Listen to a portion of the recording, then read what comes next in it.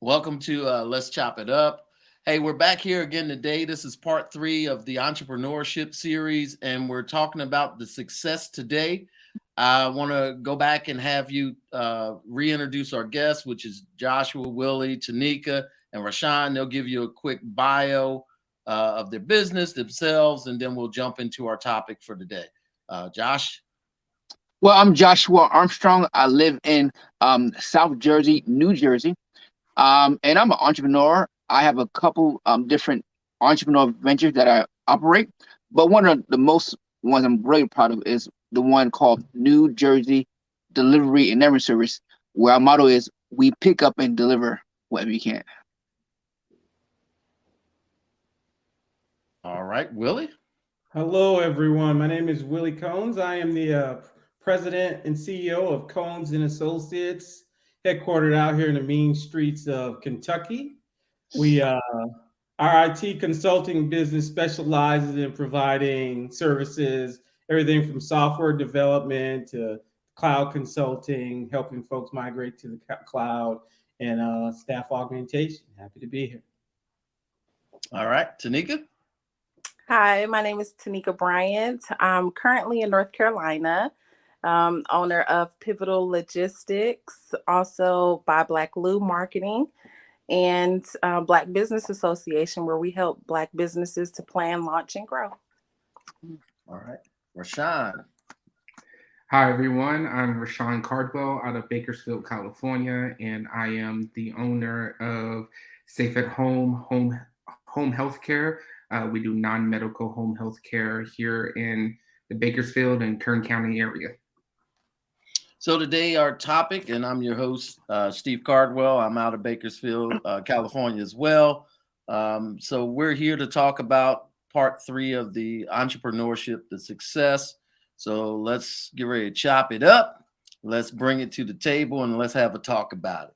So I'm going to ask each and one of you if you would. I'm going to ask a question, any order that you want to answer the question. But for your business, we went through this is the third S of the three. We talked about the struggles, the strategies, and now we're going to work on the success. So how did you, in your business, how did you measure success in your business? The floor is open for any one of you to start. Well, I'll take a stab at that one. My measure of success is when I'm not doing deliveries. I feel that as long as I'm doing deliveries, I don't have a business yet. I have a little part-time or job, but when I start having enough deliveries, and then I can hire drivers or recruit drivers to do those deliveries for me, and I can just sit in the office and manage. Then I feel like we're now on a road to or a path of great success. All right. Yeah, So how long did it take you to Sorry. I mean, again, when you started your business, how long was you working part-time as a driver? Oh gosh. years. One, because things happen, economy happens, the housing market crash that happened. Then I had to close it down. Then I restarted back up.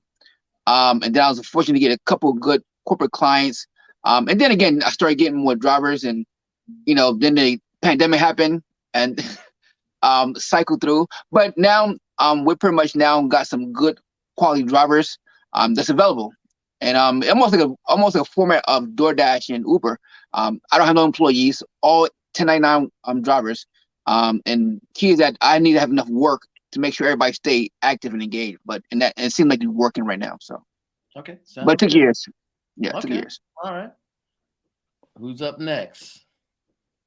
I'll stick my right foot in for a little bit. Part of what I defined as success, number one, was when I started answering the phone without putting everything on voicemail, so creditors weren't chasing me. So just looking from a financial standpoint, it was good to be able to pay the bills and make payroll. I started out as a sole, so it was just me. When the check didn't come in, I couldn't argue with myself as the owner.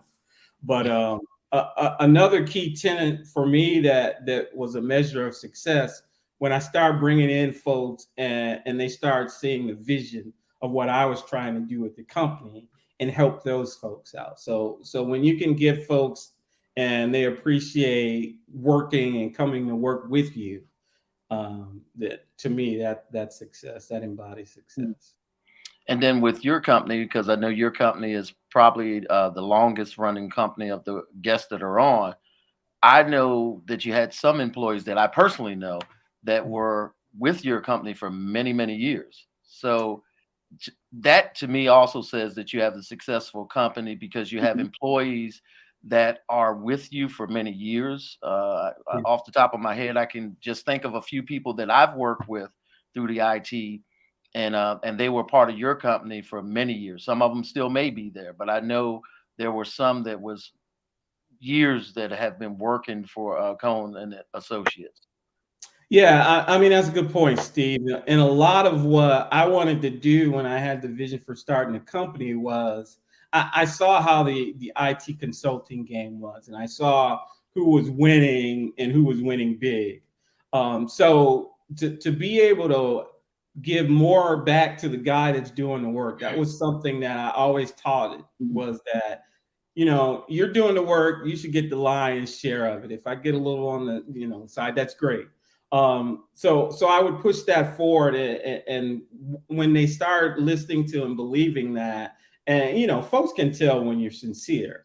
So it's all about, we don't build these companies just to get paid. We build relationships, and if we don't have those relationships, then what do we do? Yeah, I agree.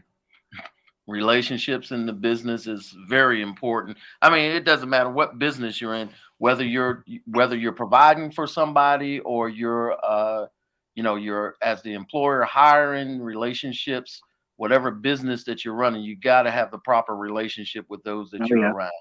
Yeah. Can I say something on that? I Sure. totally agree. Again, when my thought is this: key thing, I need to take care of my drivers. I've been a part of other companies, where of course they get the bigger percentage of the cut of the check, where in the drivers get a little percentage. My philosophy is backwards. I want to give them the bigger percentage because they do all the work. They're using their cars, and I want to make sure my drivers understand that, hey, I'm here to support you, and when you take care of me, I'm going to look out for you. And that's been very. I think that's been one of the greatest keys to my success of keeping good drivers.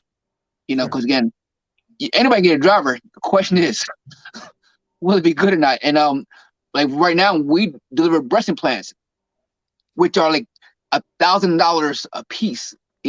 So I need some good quality people that make sure that when we pick those things up, they get to their destination. So. Right. Even when I was thinking about it as you guys was talking, and one of the things that I did as an independent contractor for real estate, what attracted me to the company that I worked for was their closeness that they had within the company. And then even when I came out of real estate school, most companies, they did what they call either a 50-50 split of the commission, or it was a 60-40 where the company got 60 and the realtor got the 40%. My company that I work for, again, they're a family-oriented business. They're about making people successful, so they always had good realtors. They start you off at 70%, and you had a scale where you can go up to 90% within that business. So when you have those type of benefits in your company, it attracts good people to stay with you, to work with you, because they can see, as Willie mentioned before, they can see the vision. They can see that, like in this particular case where my broker, her thing was, I want you to be successful. That was her whole thing. I want you to be successful. So she made it a atmosphere where, leads was coming in. She didn't have any favorites. She went around the room. Here you go, here you go, here you go for those leads that walked in.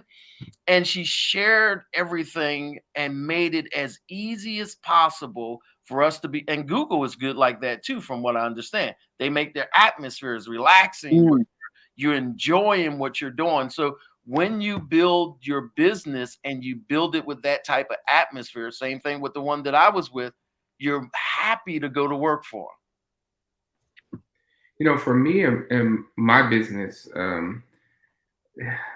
measuring success, because it's, we deal with clients and patients and things like that. So, aside from the financial aspect of it, the success for me was when really our vision and our mission was starting to be seen in the community, and we were starting to get people who were seeking us out to leave the agency that they had been with for years because they wanted to work with us, because our caregivers had been talking about how great it was to work for us and how much they loved Safe at Home and working with me and my wife. And the caregivers themselves started talking up our business to where clients, because typically you'll have caregivers who work for more than one agency, to where their clients with other agencies were saying, give me that guy's number, I'll switch, I want to switch. And we started getting business switching. And I'm the same way with the caregivers. Our caregivers are paid very well, and then our profit, so to speak, is less than what we pay our caregivers, because without our caregivers, we don't have a business. They're the ones out there taking care of the clients and bringing us business and things like that. So most of our bill rate is attributed to caregiver wages first and foremost. And as far as seeing the success, we were probably, gosh, I'd say 6 months to 9 months in before we really started seeing the fruit of our labor, because we had invested so much into it. There were things that we needed to pay back, and from operating, paying operating costs until our license came in and things like that. So I'd say it took us probably a good 6 months, really 9 months, before we really started seeing small bits of profit. And then after that, it's been great. Success for us has been really good. I mean, we're able to, do vacations where, last summer I spent a week in San Diego, and we did, the zoo, we did safaris and Legoland, and, we were in like a Hilton for a whole week, and all of that was from the success of our business and many other things that the business does for us. It pays for our cars, it pays for, car insurance. And I mean, we're in the middle of remodeling our house right now. And what we make from our business is remodeling our house. We've remodeled one bathroom. We're in the middle of another bathroom. We have our second floor that's going to be remodeled. So, the success is great. The struggles and then the strategy made it worth, the wait to get to the successful stage where you're really starting to say, okay, yeah, this was worth it. Yeah, I'm going to keep going. I'm not going to bow out now. I'm going to keep going. So, yeah. Tanika, you want to add anything? Sure. With me, aside from financially, when I was fortunate, thinking of Buy Black Blue and Black Business Association, marketing and business development platforms, I was fortunate to kind of go viral in Louisville and surrounding counties early on. So I already felt, successful about that. But I think I really knew I had something when my network began to diversify.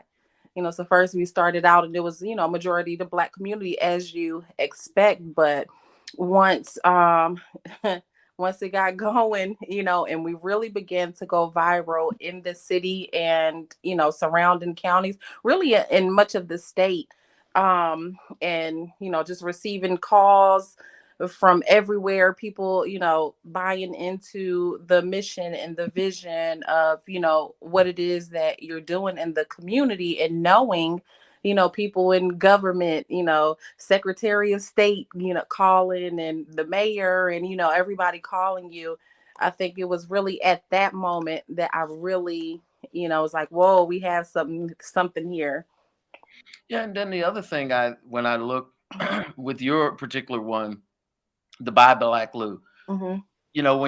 when you were talking about some of the like the mayor, state people, and other folks that was calling you, you know, when you get a city to make a Buy Black Blue Day, an honorary day for Yeah. your business, yeah, I would Mhm. say that's a good, Oh, yeah. a good measuring stick because that's what they did. She didn't talk about it, but I'm going to share it. Yeah. She tell us the story about Buy Black Blue Day.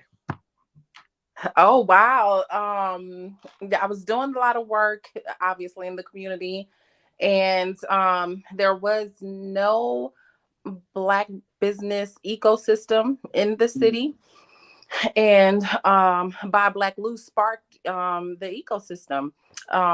And so but everybody's calling me, the mayor's team and staff, which I'm still cool with today. Like, hey, how did you do this? You know, like you've done something that we have been trying to do. No one has been able to do, you know, since the 60s, you know, Mhm. and you've been able to, you know, to accomplish this. So, you know, we want to support you. We want to help you. And, you know, we ended up blowing up to over 30,000 members and supporters and just building the ecosystem. So giving the opportunity for Black businesses to be seen. You know, people didn't know, and this was a major thing for me also.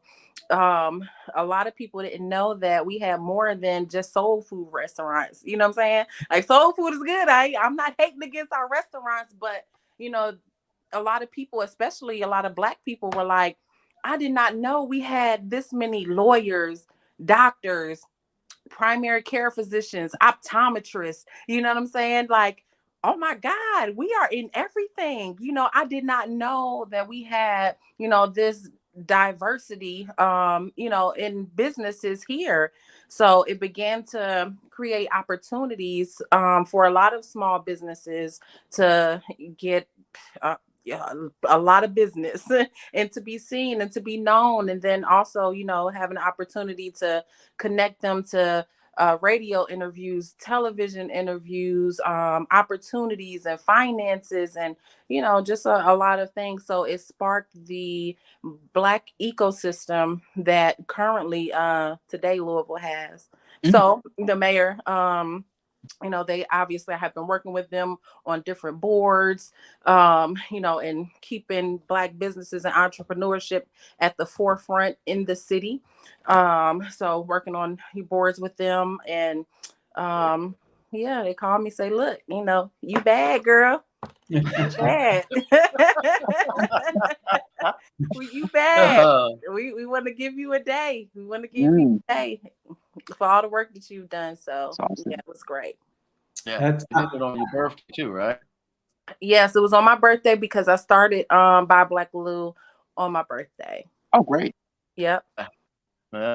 Yeah, and then the other thing about when you were able to take not only there in Louisville, but you picked up the model and now you're running that model also in North Carolina. That's right.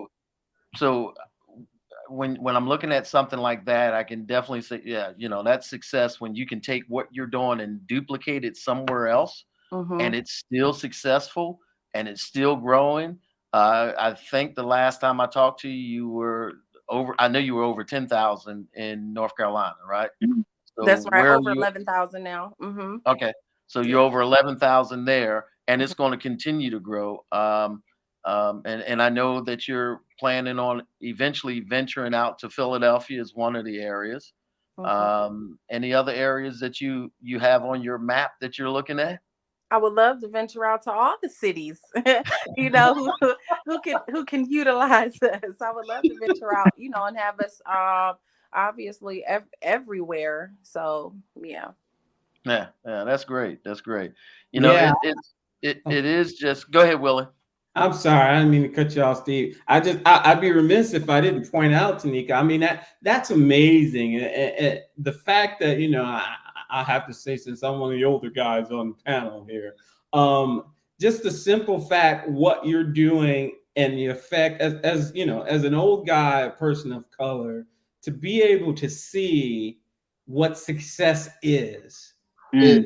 the ripple effect is beyond any kind of success that me personally in my business that I could have that effect. So I applaud you in what you're doing, because not just, for your success, the Yeah. success of the people we don't even see at this point is it's just amazing. I think Yeah. it's fantastic. Well, thank you. Yeah, you've been doing great. Been doing great Awesome. work. I mean, and I know, as of course, for those that don't know, Rashawn and Tanika are my children. So when I see them doing well, of course, as a dad, it's just like, you want to brag on the things that they're doing. To see the success, because see, I know the story behind the story. I know how they grew up, what they came through, some of the struggles that they had in life, and to see their level of success that they're having now, as a dad, and I know their mom is the same way, just very proud of what they're doing and the continued success that they're having. And you always like to say, yeah, I was, no, this is stuff that they just, they I can't say that I had I mean, maybe some of it from some of the things they see me work hard and stuff like that, and they worked hard at what they've done, but their businesses that they have, that's all them. I'm asking them questions because these are things that I want to do as well, so I'm going to them, just like with this podcast. Rashawn and Tanika, they're doing some things with the podcast. Yeah, the concept was there to do it, but now they're doing some things that I probably would have never touched. Where we're now on Amazon, we're on iHeart, we're on, we got our YouTube channel and other places that this is now going to, is because you have, as you say, Will, you got them younger minds that are just going. And sometimes as older folks, just latch on them, let them do what they do. On a personal note for me, I think aside from my business, the things that I talk about in success, I think when I personally started to feel successful, because you can have your business and see that your business is a success, right? Mm-hmm. But there's something different that has to take place for you to personally feel like a success. And I think it happened for me, excuse me, from what my dad was saying. What sparked my the thought on this was, for me, I didn't start really feeling like a success in my own right until I had people come into me for advice, asking me to consult, and not just consult. I will pay you to tell me how to get a business up and running. What is your consultant fee? I have 2 people now asking me, what, can I just franchise your home health organization? Don't tell me how to do it. Just let me franchise it. You take your fee. I'll run it as like a franchisee. You take your fee, but you just be there to give me the guidance and the things, because the success is there. I'm, for what I've done here in my city, there was one major home health organization, and we've inched in there little by little. And it can be done, and you don't have to be. Willie started his years ago. He was a younger guy when he started it. I'm 37 years old. With a very successful business. But again, my personal success, I think it was when people start coming to me saying, how can you help me get there? And this is people younger than me, people older than me. I have bosses from old companies that I work for that's not even affiliated to this saying, well, I know you're busy, but can we put a contract together? Can you consult for, my business and let us know, what are we doing wrong? What can we do better? And to me, that's when I felt personally successful, not just successful from my business, but in my personal life, that, okay, I'm on the right path here. I'm doing something good here. Also, I want to say, I think to me, the joys of success, it's not so much the money. The money's great.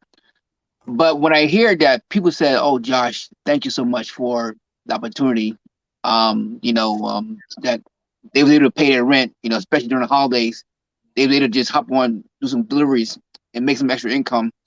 And then when I seen not what I made, but when I seen what I paid out to drivers for commissions all year long, I said, wow, little old Joshua from North New Jersey. I'm actually an integral part in some people's lives in the state of New Jersey. That's helping them pay some bills because just a little extra goes a long way. Yeah, and that is true when you start looking at some things and and instead of looking at yourself, but being where you care about those that are around you. You know, we talk about it even within the Bible. We talk about we're supposed to look out for our brothers and our sisters. Right. Even put them before ourselves. And when you're doing these things, you are impacting lives. You are, able to help folks that may not have been able to find the job or may not been able to find it. They could find a job, but could they find it with the right setting where you have people that truly care about them and their families versus a profit line? So when you get those things going, you can tell when you're dealing with people within the company, you can tell that they're not only when somebody is happy with the work that they're doing and they're grateful about who they're working for, they just perform so much better. I Mhm. mean, they're going to stand out and they're going to do better than somebody who's just taking, hey, look, this is just a job and, I'm going to, but when you have a successful business and it's successful relationship with those that are within your companies, that just continues to grow. Their families are impacted, others around them. And like I think Rashawn was saying, where he didn't even have to do it, they talk about the business. Yeah. They're the ones that go out and because they're talking to other people that do the same work that they do, and they're going to brag about their company. Well, my company, you mean your company don't do this for you? Oh, well, let me tell you about my company. Yeah, and you have to keep that in your mind though, not just as a small business. If any of us were to blow up into a conglomerate, you have to keep that mindset because if not, you end up in a situation where you lose sight of what initially got you going. The money, the cars, the toys, all the stuff that that we get benefits from being the owner. That stuff's great, but if I start to solely focus on that, then the quality of the care that I provide goes down. you know you start jacking up bill rates because you need to increase your profit margins and things like that. That's losing sight of, in my case, losing sight of the families that are paying for care, or that now you're draining insurance accounts and things like that. If you start solely focusing on, which is why I like that all of us, when we talked about measuring the success, the profits were aside. It was the other attributes about the business. Because if you solely focus on the profit, you end up when in a situation where you're worth $111 billion, but you just laid off 18,000 people. How does that work? You're worth $111 billion, more money than anyone will ever see, many generations of families will ever see, but you still have to lay off $18,000 because 111 billion is just not enough. You have to keep those things in mind, because for me, my caregivers aren't just employees; they're people to me, right? They have families, they have different things going on in their lives. They're not just money makers for me. They are people who are working and trying to live their lives and things like that. And I think to be successful, you have to have that mindset. And once you lose that mindset and you're only focused on the profit, to me, you're no longer successful. You're just raking in money. Right. Yeah. So you become what is his name? Ebenezer Scrooge when you don't care about the people and it's just raking in. But let's get ready to go. As we get ready close this down, anybody has any parting words that you want to say about uh, becoming successful? And again, we talked about a lot of the benefits of it, but what can you point out to somebody that may be listening to this that says, hey, this is what you need to be looking at when you're measuring your success, or these are some of the other tips that I would give you to help you be successful in your business. Anybody want to take a stab at that? I go first. There's a principle in the Bible that says, let him who is greatest Yes. serve. So I will say this, that if you want to be successful, don't focus on being served, but focus on serving others. Serve your partners, and serve your customers. And if you focus on that, you'll definitely, success will just follow you. Anybody else? Yeah, I think that's a great point, and a couple of you, Rashawn and everyone, reiterated that to really be successful, it's not making sure that really, as much as it is how you're paying that out to other folks. I think we can all agree that the greatest thing about this, in addition to getting all of our time back, because it's the success allows us to do those things that we love to do and have a passion for, if it's in the business or if it's doing something else now, but is to pay it forward and give it back to others. So that's when you really know. I used to joke around how I spent a lot of time in this mythical place called Selfish City, where, don't get me wrong, I still got a condo there. But I used to spend a lot of time thinking about things that I could kind of add, to do this. I, have this kind of car, this. But funny thing happened on my way to giving is that as I start giving more based off success, the success grew exponentially. So that's really where it starts to hit home. For me, I say set small, realistic, obtainable goals. Sometimes you have new businesses who get caught up in saying, okay, I'm starting to turn a profit. Now I want to make 300,000 by the end of the year, or I want to make 300,000 next year. Set small, realistic, obtainable goals. Don't look at the success of someone else, because they may have many more years ahead of you. For me, it was, I wanted to, the first year I wanted to make $30,000, and then, the second year I had set a goal, and because it was small and obtainable, and I just continued to work towards that small goal, I blew that goal right out of the water. It wasn't until we did our taxes that I realized how much money we made as far as sales, because my business is still sales, So set small, obtainable goals that doesn't bog you down, that when you do achieve them, it sets a fire in you to say, okay, next one. Not such huge goals that when you're not meeting them, you're feeling like a failure. All right. Well, we thank everybody for being part of this. Again, these are three parts that I think that's going to help anybody that's listening to these three: the entrepreneurship, the struggles, the strategies, and the success.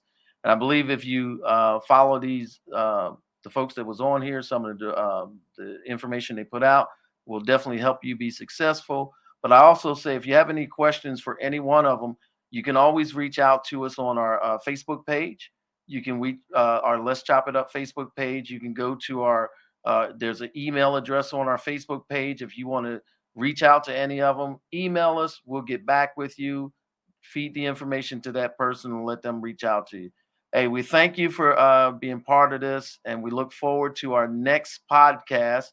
And we'll have another round of folks that will talk about some things that we believe that will always stay focused on helping somebody to attain something that they're looking to do. Thank you all. God bless. Have a blessed night.